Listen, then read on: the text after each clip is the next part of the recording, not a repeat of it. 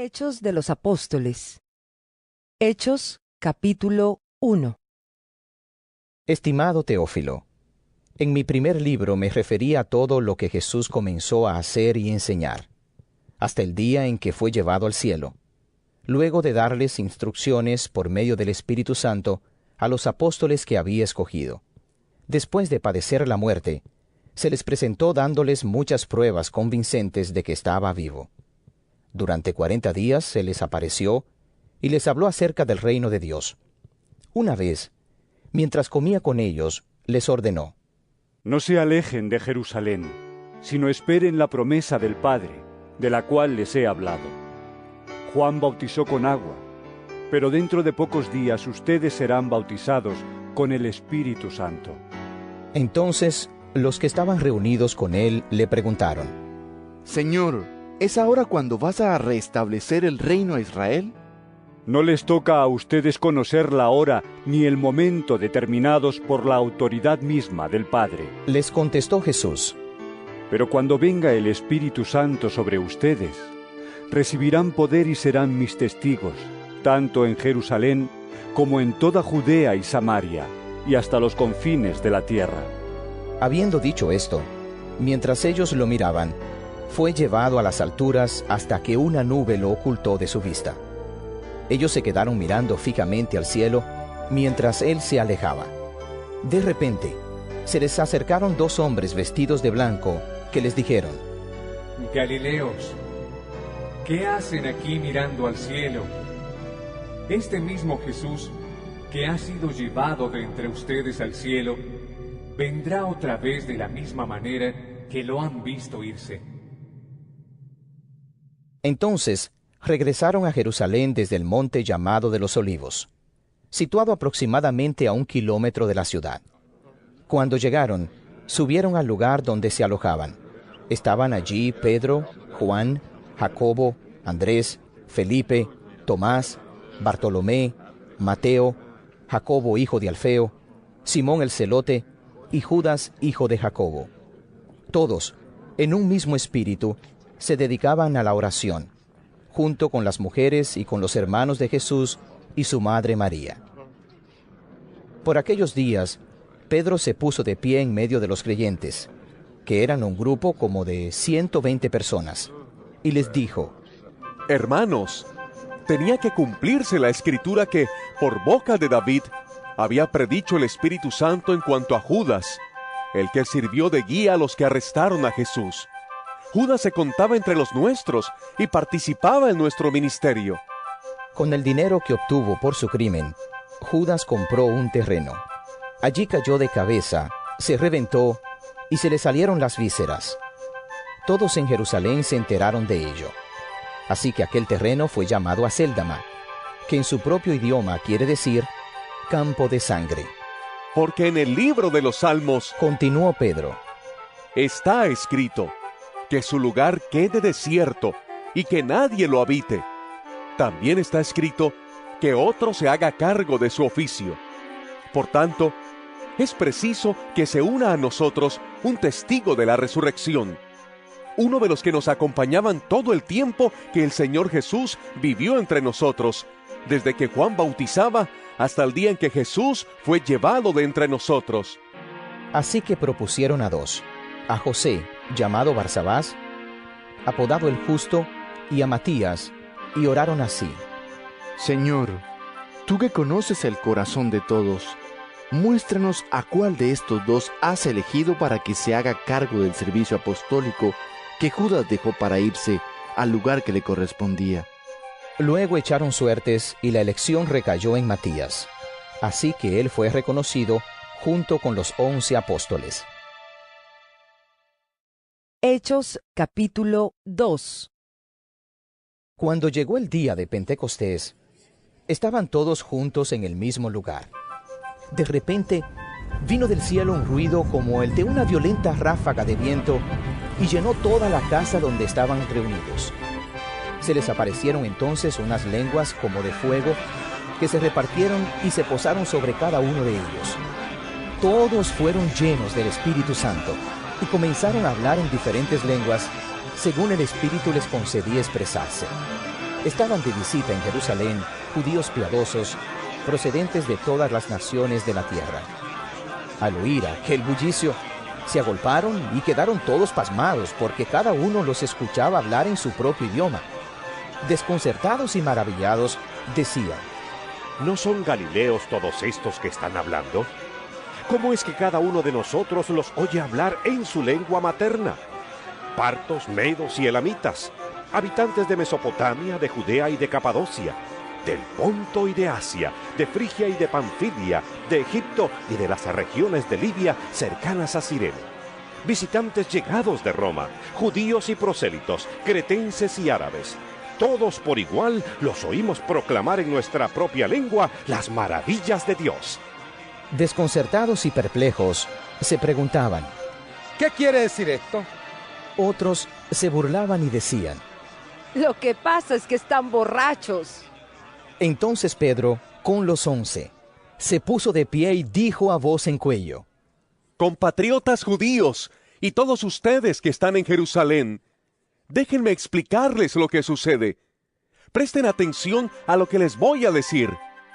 Estos no están borrachos, como suponen ustedes. Apenas son las 9 de la mañana. En realidad, lo que pasa es lo que anunció el profeta Joel. Sucederá que en los últimos días, dice Dios, derramaré mi espíritu sobre todo el género humano. Los hijos y las hijas de ustedes profetizarán.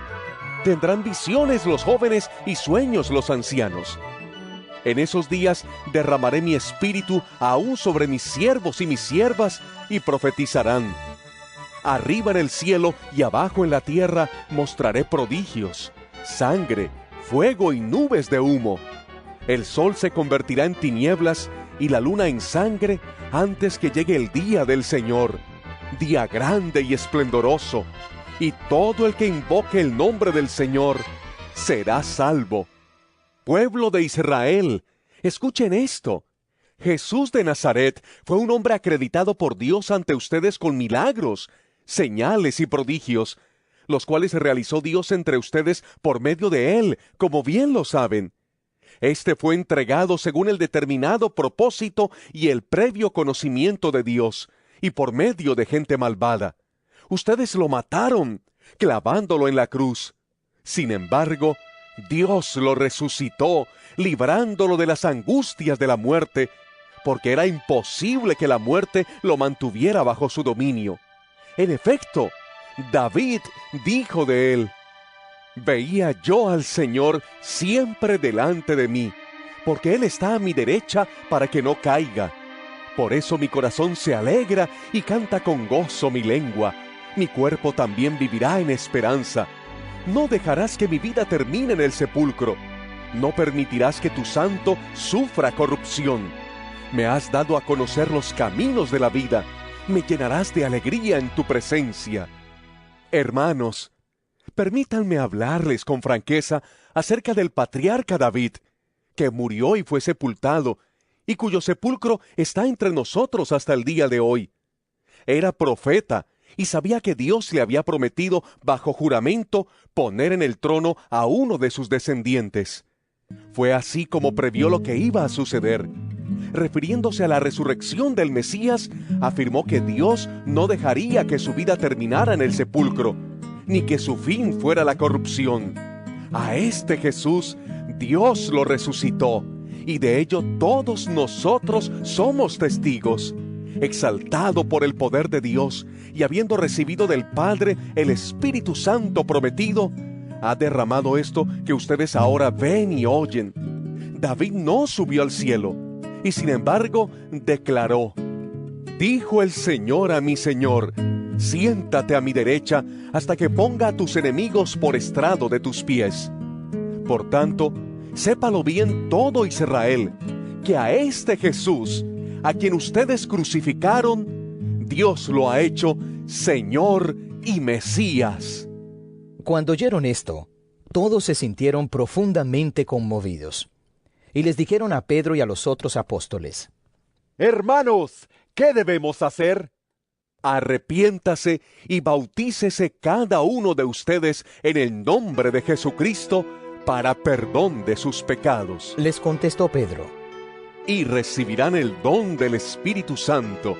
En efecto, la promesa es para ustedes, para sus hijos y para todos los extranjeros, es decir, para todos aquellos a quienes el Señor nuestro Dios quiera llamar.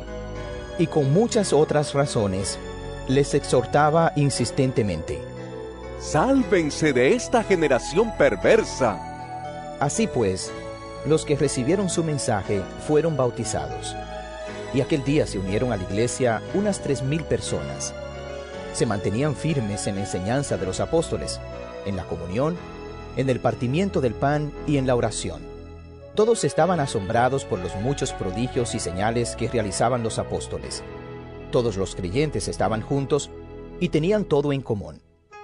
Vendían sus propiedades y posesiones y compartían sus bienes entre sí según la necesidad de cada uno.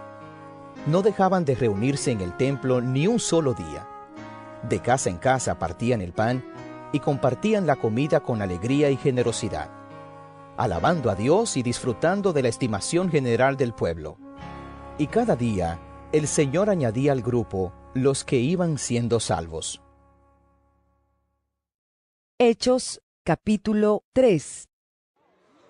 Un día subían Pedro y Juan al templo a las 3 de la tarde, que es la hora de la oración. Junto a la puerta llamada Hermosa, había un hombre lisiado de nacimiento, al que todos los días dejaban allí para que pidiera limosna a los que entraban en el templo.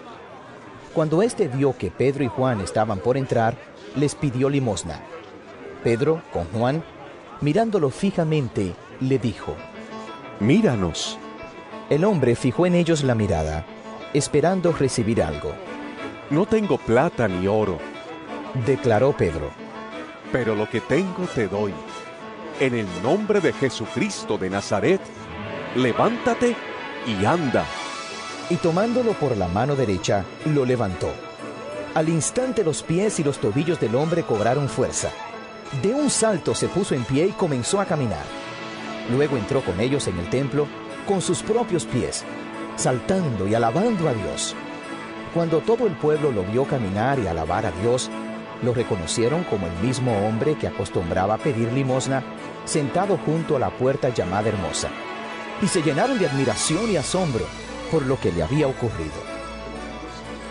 Mientras el hombre seguía aferrado a Pedro y a Juan, toda la gente, que no salía de su asombro, corrió hacia ellos al lugar conocido como Pórtico de Salomón. Al ver esto, Pedro les dijo: «Pueblo de Israel, ¿por qué les sorprende lo que ha pasado? ¿Por qué nos miran como si, por nuestro propio poder o virtud, hubiéramos hecho caminar a este hombre? El Dios de Abraham, de Isaac y de Jacob, el Dios de nuestros antepasados, ha glorificado a su siervo Jesús. Ustedes lo entregaron y lo rechazaron ante Pilato, aunque éste había decidido soltarlo. Rechazaron al santo y justo y pidieron que se indultara a un asesino. Mataron al autor de la vida, pero Dios lo levantó de entre los muertos, y de eso nosotros somos testigos. Por la fe en el nombre de Jesús, Él ha restablecido a este hombre a quien ustedes ven y conocen. Esta fe que viene por medio de Jesús lo ha sanado por completo, como les consta a ustedes. Ahora bien, hermanos, yo sé que ustedes y sus dirigentes actuaron así por ignorancia, pero de este modo Dios cumplió lo que de antemano había anunciado